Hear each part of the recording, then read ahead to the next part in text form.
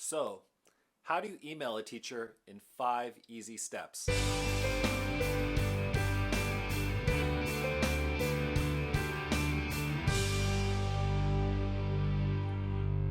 First of all, I think this tip is valuable for secondary students, but just as valuable for university and workers in most fields. Here, let's get started. Step 1. In the subject line, provide a 2 to 5 word summary of your email. Perhaps it's related to a missing grade or homework assignment. Be sure to also include your subject and period. It's very possible your teacher has close to 200 students in 6 different classes, and they're checking their emails oftentimes like after school or during their lunch. And so let's just say Johnny sends an email without providing the period and subject. It could take time for that teacher to verify exactly who it is that is emailing. Step 2, begin your email with a greeting. Good morning, hello, good afternoon. Personally, I like, how are you doing? I hope this email finds you well. I hope just taking the time to write the short statement at the very beginning of the email lets the other person know my good intentions. If I'm talking to someone face to face, you can see their face and you can hear the tone of their voice. And it's much more difficult to read that in an email unless you really go out of your way to show it. Step 3. In the body of your email, share your subject and period or class again. Doesn't hurt to do that again.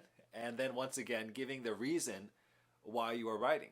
And some sentence starters could include, I'm writing because, I need help with, I'm confused about.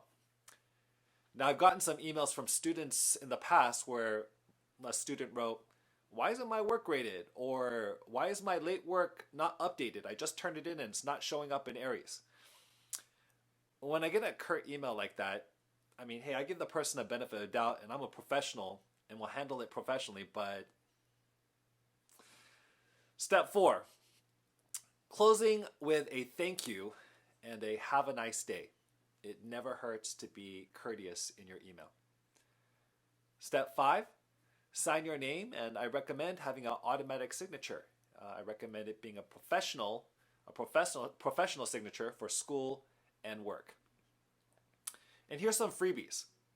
After you're done reading the email, before you send it, take a moment to read it over and make sure that it's capitalized and the punctuation is on point.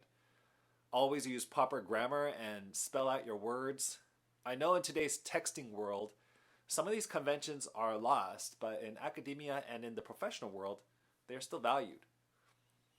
Also, remember to think before you post to social media or send an email. Think is an acronym. T stands for is it true? H stands for is it helpful? I stands for is it inspiring? N stands for is it necessary? And K stands for is it kind? There are many times I've received an abrasive email.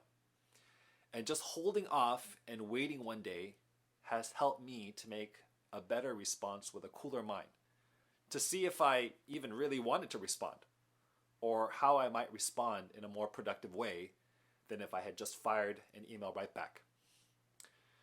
Now, teachers are professionals and will make every effort to respond to you, but a well-written and courteous email can go a long way for many teachers to go out of the way to support you with whatever you need in the most favorable way.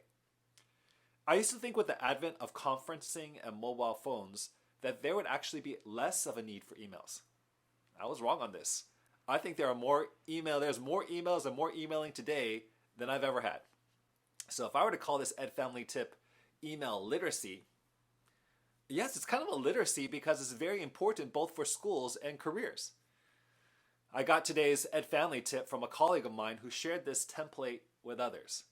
And when I shared it with other students, I started to receive much more respectful emails, and I realized, wow, maybe they were never explicitly taught in this way before. And that's what EdFamily is about, supporting one another because we're all in this together. So Susan, thank you for your helpful advice. And this is Dr. Kim signing out.